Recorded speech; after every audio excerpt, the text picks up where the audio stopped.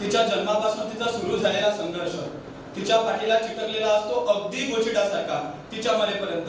तिला कुठल्याही प्रकारचं स्वातंत्र्य नव्हतं. अशा वेळेस डोईचा पदर आला खाद्यावरी, भरल्या बाजारी जायचे असं म्हणत या मातीत विद्रोह पेरून ती विद्रोही झाली. या समाजाला अज्ञान रूपी अंधकारातून दूर करण्यासाठी तिने इथे शिक्षणाचा ज्ञानदीप प्रज्वलित केला आणि ती विद्येची देवता झाली. या देशाला ब्रिटिशांच्या गुलामगिरीतून मुक्त करण्यासाठी एक माता आपलं पोटचं बाळ आपल्या पाठीला बांधून लढली तेव्हा ती रणरागिणी झाली. अर्थात बंधनात जगडलेल्या प्रत्येक स्त्रीनं स्वतःचं स्वत्व आणि सत्व सिद्ध केलेलं आहे. परंतु आज 21व्या शतकात जगत असताना देखील स्वतःचं अस्तित्व सिद्ध करत असताना या 21व्या शतकात तिचं अस्तित्व नाकारून तिची नग्न धिंड काढण्यात येते आणि एकेकाळी हातातील काकल बाजूला फेकून स्वतःच्या हाती तलवार पेलणारं तिचं मनगट आहे या पितृसत्ताक व्यवस्थेमध्ये बांधल्या जाते. तेव्हा या सभागृहाला आजचा हा विषय मिळू लागतो. रसिक श्रोत्यांनी ज्ञातोक्तो नमस्कार. मी सांकेतिक स्पर्धक कोट क्रमांक 39 प्रगल्भ विचारपीठावरून विषय मांडतोय मणिपूरची धिंड आणि देशाचा पुरुष प्रधान पिंड. महोदय, या विषयाच्या काळजाला हात घालत असताना मला द्वापर युगातील घडलेल्या महाभारतातील पितृसत्ताक कुटुंब पद्धतीवर प्रकाश घालणं अत्यंत महत्त्वाचं वाटतं. कौरव आणि पांडव यांच्यामध्ये द्यूत क्रीडा सुरू असताना पांडव आपलं सर्वस्व हरल्यानंतर त्यांनी आपली पत्नी अर्थात द्रौपदीला त्या जुगारावर लावले आणि एखाद्या वस्तूप्रमाणे त्या द्रौपदीला जुगारात हरले देखील सुद्धा. आणि त्या पांडवावर असलेला कौरवांचा द्वेष बाहेर काढत त्या कौरवांनी द्रौपदीचं भर सभेमध्ये वस्त्रहरण सुरू केलं. अर्थात दोन पुरुषांच्या मध्ये असलेली मतभेद त्या मतभेदामध्ये फक्त आणि फक्त भरडली गेली ती म्हणजे स्त्री. आणि त्यातूनच जन्म झाला या 21व्या शतकातल्या मणिपूर सारख्या घटनेचा. महोदय, या विषयाचा अभ्यास करत असताना आपल्याला मणिपूरची घटना नेमकी का घडली हे सुद्धा समजून घेणं मला अत्यंत महत्त्वाचं वाटतं. मणिपूर आणि मणिपूरची राजधानी इम्फाल येथे गेले अनेक वर्षापासून दहशतीचं वातावरण होतं. मध्यंतरीत मणिपूर शांतही झाला, परंतु काही महिन्यापूर्वी पुन्हा एकदा त्या मणिपूरमध्ये हिंसाचार निर्माण झालेला आहे. मणिपूरच्या इम्फाल खोऱ्यामध्ये मैतेई समाजाचं प्राबल्य असून एकूण लोकसंख्येच्या 64% इतकी जनता ही मैतेई समाजाची आहे. सन 1949 मध्ये मणिपूरचं भारतात विलीनीकरण होण्याआधी त्या मैतेई समाजाला अनुसूचित जमातीचा दर्जा होता.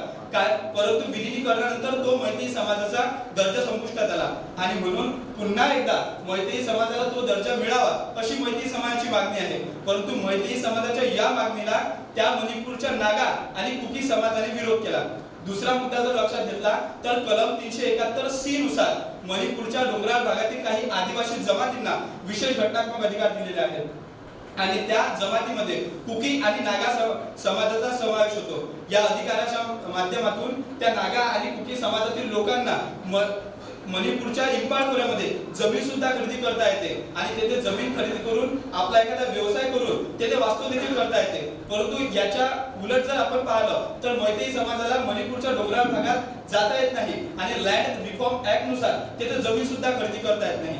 जर मैतेई समाजाला अनुसूचित जमातीचा दर्जा मिळाला तर हे सर्व अधिकार मैतेई समाजाला प्राप्त होतील आणि ते अधिकार मैतेई समाजाला प्राप्त झाल्यानंतर हा मैतेई समाज आपल्यावर वर्चस्व प्रस्थापित करण्याचा प्रयत्न करेल असा युक्तिवाद नागा आणि कुकी समाजांनी लढवला आणि याच माध्यमातून त्या दोन समाजामध्ये द्वेषाची दरी आणखीनच वाढत गेलेली आपल्याला पाहायला मिळते. नंतर या अहिंसेच्या अमृतरूपी मूल्यांमध्ये हिंसेचं आणि विध्वंसतेचं विष कालवून जाऊन मणिपूरमध्ये एवढा मोठा प्रसंग घडला आणि याच्या माध्यमातून 3 मे 2023 रोजी कुकी समाजातील काही समाजकंटकांनी मणिपूरमधील काही घरं जाळली आणि तेथील घरं जाळून एका महिलेवर सामूहिकरित्या अत्याचार करून तिच्या समवेत 2 स्त्रियांची नग्न धिंड काढली. या प्रकरणावर काँग्रेसच्या नेत्या प्रियंका गांधी असं म्हणाल्या की ज्या वेळेला समाजात हिंसाचार होतो त्या वेळेला त्याची किंमत फक्त आणि फक्त स्त्रियांनाच मोजावी लागते. महोदय, फक्त जर आपण याचा विचार केला तर या देशात मणिपूरमध्ये स्त्रियांवर अत्याचार झालेला नाही तर कोपर्डी, भिलेवाडी, मारवाडी, साक्षी, साहिल आणि दिल्ली सारखी सुद्धा प्रकरणं या मातीत रोज घडतात. मित्रहो, सन 1949 मध्ये सिमोन दी बोहा या पाश्चात्य लेखिकेने संपूर्ण जगाच्या डोळ्यामध्ये झणझणीत अंजन टाकलं त्यांच्या द सेकंड सेक्स नावाच्या पुस्तकातून. त्या लिहितात की कुठलीच व्यक्ती स्त्री म्हणून जन्माला येत नाही तर तिला जन्माला आल्यानंतर त्या व्यक्तीला स्त्री बनवलं जातं. अर्थात शौर्य, धैर्य, धाडस, जिद्द, चिकाटी, पराक्रम अशी विशेषणं फक्त आणि फक्त पुरुषांच्याच नावासमोर लावली जातात आणि महिलांच्या नावासमोर भित्रेपणा, लाजळपणा, हळवेपणा अशी नावं लावून त्या महिलेचं अस्तित्व नाकारलं जातं. आणि यांच्यानंतर म्हणजे सिमोन दी बोहाच्या धडधडीत लेखनानंतर भारतीय वंशाच्या असलेल्या ताराबाई शिंदे यांनी स्त्री पुरुष तुलना नावाचा ग्रंथ पिढीला आणि या देशातील समाजाची, या देशाची आणि पुरुषांची महिलांच्या बाबतीत असलेली कानउघडणी सुद्धा करण्याचं काम केलं. इतकंच नाही तर सीमा साखरे नावाच्या संपादिका त्यांच्या माणूस आणि माणुसकीला काळीमा फासणारी सर्वात मोठी गोष्ट या लेखात लिहायला लागतात की बापाने मुलीवर अत्याचार केल्यानंतर त्याच्यावर खटला बोलवण्यात येतो तेव्हा बाप युक्तिवाद लढवतो की मी लावलेल्या झाडाची फळं मी नाही चाखायची तर ती चाखायची तरी कोणी. अर्थात माणसाच्या वासनेच्या तृप्तीसाठी जर त्यांचं जनावर हे स्त्रियांवर बाहेर येत असेल तर आपण हा समाज माणूस म्हणून जिवंत आहे का हा सुद्धा विचार या विषयाच्या अनुषंगाने झाला पाहिजे. परंतु सर या विषयाचा शेवट करताना मला असं सांगावं वाटतं की ज्या वेळेला मूल त्याच्या आईच्या एका स्तनाला दूध पित असते तो दुसऱ्या स्तनाला लातही मारत असते. अर्थात समोरच्याच्या लाता खाऊन त्याची पोट भरणारी स्त्री ही मुळीच हतबल नसून ती स्त्री सापेक्ष असते. भांगेमध्ये कवळी मुलाचं कुंकू घालून त्याची किंमत लाख मोलाची करणारी स्त्री ही पुरुषांपेक्षा सापेक्षच असते.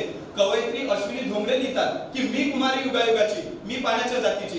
अर्थात आहे त्या परिस्थितीमध्ये सामावून घेऊन स्वतःला पाण्याच्या जातीची करणारी स्त्री ही पुरुषांपेक्षा सापेक्षच असते आणि दररोज कितीतरी नजरेच्या वासनेचे बलात्कार सहन करून स्वतःच्या मनात कोरी करकरीत जागा निर्माण करणारी स्त्री ही पुरुषांपेक्षा सापेक्षच असते. म्हणून या विषयाच्या अनुषंगाने मला इतकं सांगावंसं वाटतं की पुरुषांचं पुरुषत्व हे कितीही गगनभेदी असलं तरी त्याचा जन्म हा स्त्रीच्याच कुशीतून होत असतो. म्हणून या व्यवस्थेने, या समाजाने आणि या पुरुष प्रधान संस्कृतीने स्त्रियांचं वर्चस्व, स्त्रियांचं सबलत्व आणि स्त्रियांचं सत्व मान्य करावं. आपण कराल इतकाच माफक आशावाद. मनपूर्वक धन्यवाद.